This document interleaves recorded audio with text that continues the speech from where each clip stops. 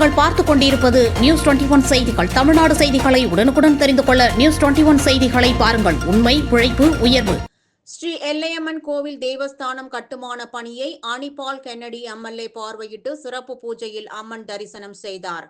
புதுச்சேரி உப்பளம் தொகுதிக்கு உட்பட்ட எல்லையம்மன் வீதியில் அமைந்துள்ளது அருள்மிகு ஸ்ரீ எல்லையம்மன் கோவில்.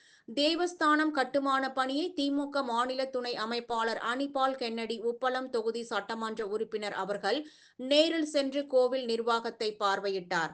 பின்னர் அம்மனை வணங்கி அங்கு நடைபெற்ற சிறப்பு பூஜையில் பங்கு கொண்டு தரிசனம் செய்தார்.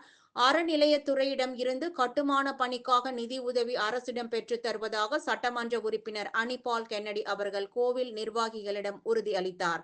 உடன் தொகுதி செயலாளர் சக்திவேல், அவைத் தலைவர் ஹரிகிருஷ்ணன், கிளை செயலாளர்கள் செல்வம், சந்துரு, இருதயராஜ், ராகேஷ் ஆகியோர் உடன் இருந்தனர்.